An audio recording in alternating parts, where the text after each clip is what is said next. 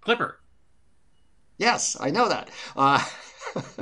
You got it right. I'm having I'm having a reunion chat among other things. I haven't seen Clipper in a while, but with Clipper Erickson, Yeah, not since pianist. last summer, right? Well, not since last summer. It seems like decades Yeah, no, ago. this last summer when we were playing with spoons. Oh, let's not go there, okay? Remember that? We have a serious Yeah, interview to do. Anyway, yeah, we were playing with spoons. truth in advertising, as you have already discovered, all of you that are watching this interview, is that Clipper and I have known each other for a long, long time. I think since high school, and we want to touch on his CD set that I just finished reviewing. His complete piano works of Nathaniel Dett. Holy mo, that was just an amazing project. And I want everybody to go and have a look at my review, of course, but also buy this CD set. It's incredible. At Well, go check the music out. It's just marvelous. It's just Yeah. I just love playing it. I still play it all the time. So performingartsreview.net is where you go to have a look at my review. Again, the complete piano works of Nathaniel Dett. The album is called My Cup Runneth Over, and I'll say two CDs worth 2 hours plus of dedication on Clipper Erickson's part. Anyway, it's an amazing recording, and I'm not alone. It's not just my prejudices for Clipper. I think he's one of the greatest American pianists. Period. I've told you this over and over again. Your playing You're a blows me away. sweet guy. You're But sweet. but the bottom line is, I'm not alone. Gramophone has said the same. I mean, the reviews you've received for the Debt are just astonishing. So that's that. We've done with the Debt. It's up. The review's up. The CD is selling. How is the CD selling?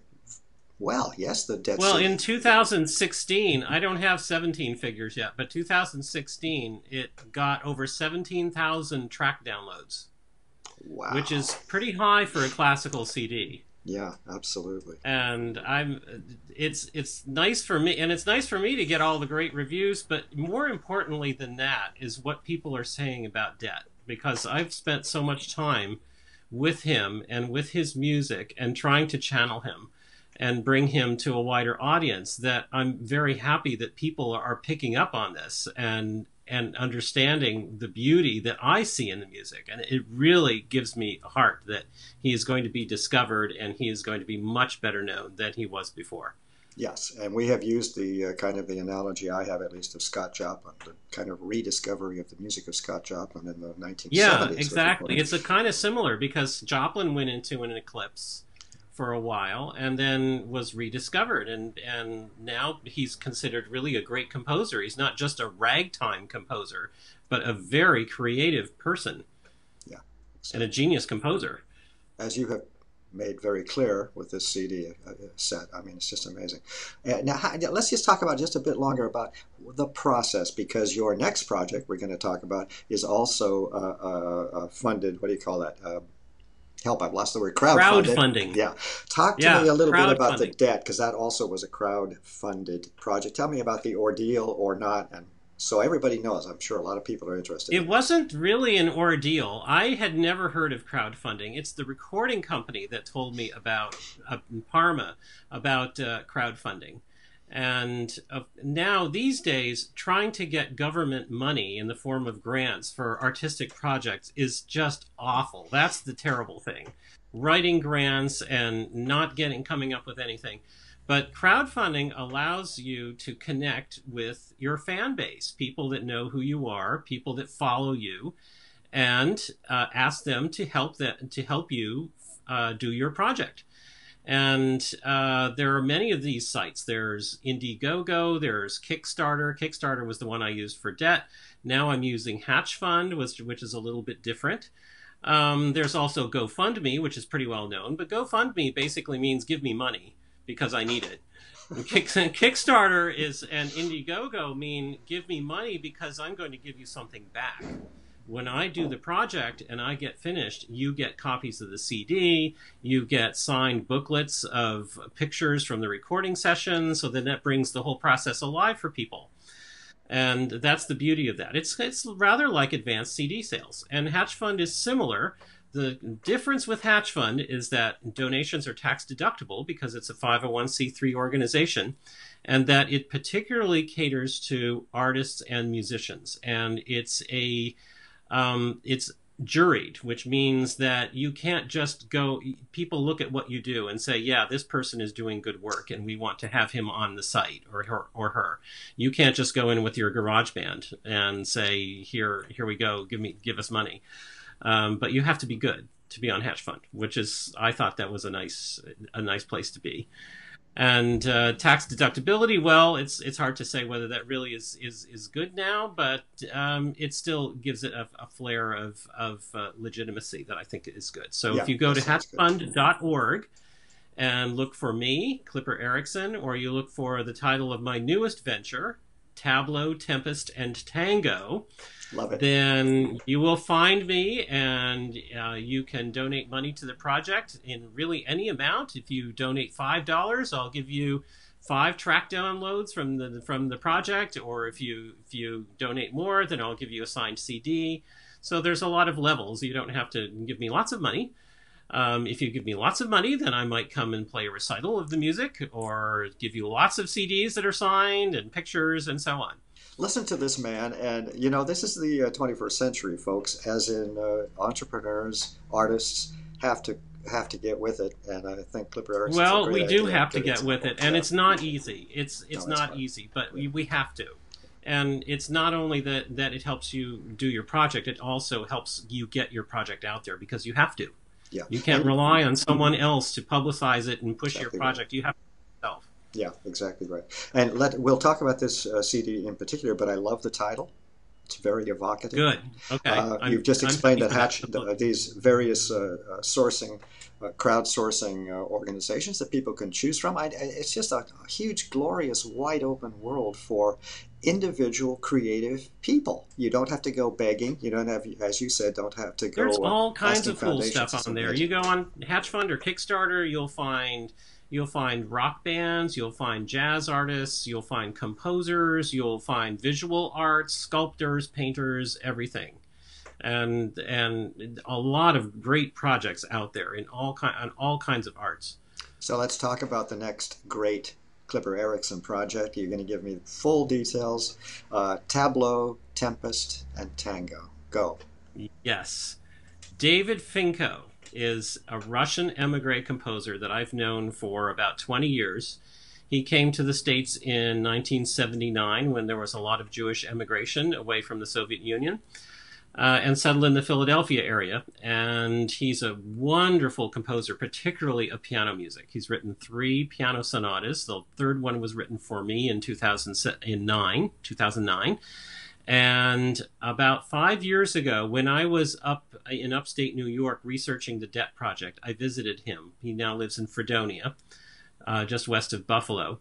And I promised him that I would record all of his piano works. And then, of course, the Debt Project intervened and other things intervened. And now is the time for me to fulfill the promise that I am going to put all of his piano music on CD. And he's 81.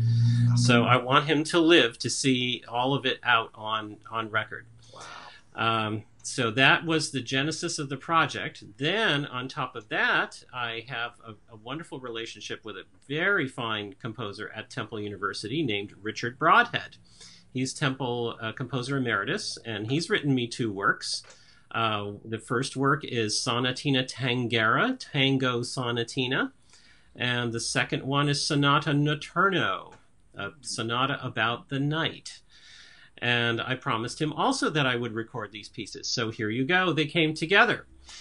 And so that was the start of the project. And I named that Tempest and Tango because David's music is, well, tempestuous is an understatement. It's Russian, it's heavy, it's violent, it's colorful, it's dramatic, it's everything Wow. that you think Russian music is. And a lot of his music is rooted in Russian history and in his experiences as a Jew in the Soviet Union. His first sonata is based on the Yiddish theater of Solomon Mikoils, who translated Shakespeare into Yiddish and produced it in the 1920s and 1930s in the Soviet Union, and then was assassinated in 1948, and it was covered up to make it look like a traffic accident in 1948, but now he's a very highly regarded, fascinating figure. So Finko's first sonata is based on this Yiddish theater. And there's also a fantasia on medieval Russian theme, which is all about the Mongol invasion and the yoke over their domination over Russia back in the 13th and 14th century. Heavy. So it's very intense stuff. Then Richard Broadhead's is different. He's more coloristic. He has marvelous use of the piano, as you'll hear when the CD comes out. In both works, and the Tango Sonatina is sort of a light affair. It's almost a little bit tongue-in-cheek, very, very whimsical, but mostly atonal, but with all of the rhythms and the gestures that you hear in tango. So these two came together, and then I did the recording sessions back in October, and the total of the music came up to 81 minutes. Which, as you know, is about 3 minutes longer than you can fit on one disc. So what to do? Well, this is becoming a problem with you. This is becoming a problem with you. Everything is a 2 CD set. This is becoming a problem with me. Yeah, 2 CD. So it's another 2 CD set. And then what else? The piano is unbelievable at the recording studio in Boston. It was Peter Serkin's East Coast touring piano. Wow. And it has this magnificent, huge sound. So I thought, you know what? Pictures at an Exhibition would sound fabulous on this piano. Let's do it. So I'm going back up to Boston on Monday in 3 days to record Pictures at an Exhibition. And, of course, there's no lack of recordings of Pictures at an Exhibition, but I like to do this sort of thing, to put together very famous chestnuts, as you were, from the past and relate them to music from today that's much less known, and hear the parallels, draw the parallels, that all of the music that's written today grows out from something. It has roots. And there's no more powerful root for David Finko than Pictures at an Exhibition, because it's so tied in with Russian culture and Russian history, and the coloristic use of the piano ties in with Broadhead. So it really comes out very well, because most of the music is tied in with images of some kind. Let me interrupt, if I may, as the host here. Yes. I think everybody has, excuse me, I think everyone in our profession knows this very well, what we have just witnessed. But I want to let everybody be clear that the process, the intellectual process, the putting together of ideas, let alone the music and the music making, is kind of the differentiating formula between really great artists. Hello, I'm referring to you, Clipper Erickson, and others. You're I'm very serious, flattering. but I'm serious. The thought processes, the intellectual processes, let alone then you've got to have the technique and everything else. But you have just described so beautifully the intellectual approach to this music. It's brilliant. So this is going to be another knockdown, drag out, huge success. I can tell right away, because you have two composers that need to be heard more. Finko and Broadhead, right, and Pictures, which everybody Pictures loves will anyway. be the anchor to bring people to listen, because of course everybody knows Pictures. And just one other thing, while I'm praising you to pieces, but I mean it, because I listen to a lot. I mean, I've listened to a lot. Yeah, you're an audiophile. It's that I know perfectly well that your Pictures is going to be very, very interesting. Because all of your music making, as I've mentioned before, I've said, you are so intuitive. So I myself can't wait. You got me all excited now.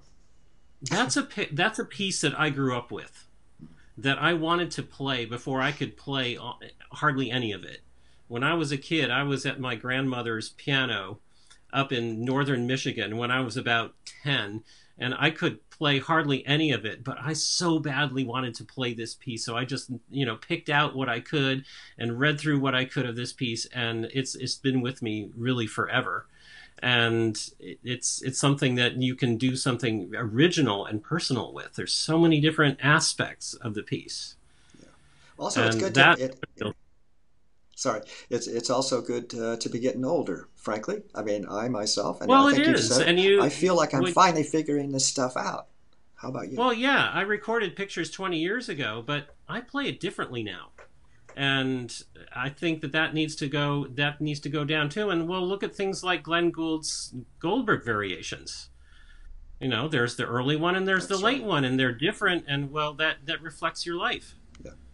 Look, let's wind it down. I want Clipper Erickson, pianist, to tell us, just kind of run us through your website. I'll bring this stuff up. Clipper Erickson, we're talking CK, Erickson.com. ClipperErickson.com is the website to which you can all go and take it from there. I would love to have you visit my review of his recording of the Nathaniel Dett wonderful, wonderful 2 CD set. So that's at performingartsreview.net. And now, Clipper, run us through this new project, Tableau, Tempest, and Tango, where people can go, how they can learn more about it, and help pay the bill. You can go, if you're interested in donating to the project. The campaign goes to February 15th. There is a challenge grant coming in another week. So up to $750, any amount that anyone pledges will be doubled. So Nice. you can double your impact if you donate after January 25th. You go to hatchfund.org, hatch as in chickens, fund.org, and you can look for me, Clipper Erickson, or you can look for Tableau, Tempest, and Tango. And I have a video there that describes the project, pretty much what I've already told you, and some clips of some of the music, of what's already been recorded. And as soon as I get something from Pictures at an Exhibition, I'll be putting that up there too as a little teaser for people. Wonderful. And you can check out all about the project, and also donations are tax deductible to Hatch Fund. It sounds perfect. It sounds great. Yeah, it's a great way to go. And again, what you've just described is another 2 CD set that is going to be special. I just have a prediction. It's a wonderful organization of very interesting music. So congratulations. Well, I think we're done. Clipper Erickson in suburban Philadelphia. I'm here in Santa Barbara. Many thanks. I'll be putting And this it's up really very soon. not the Arctic here. It oh really yeah, isn't. now you're gonna... I know you think it might as well be the Antarctic here, but it really isn't. It's like, I don't know, 45. It's not that cold. Oh, yeah, that's nice. It's not that cold. Okay. Yeah. So Well, it's no big deal. So there is life elsewhere on the planet than Santa Barbara. Okay, I'll concede that. Well, believe it or not, there is. Okay. Sorry. Well, Clipper, lots of fun talking to you. We'll be in Yeah, touch. likewise. Okay, see you. Okay. Bye.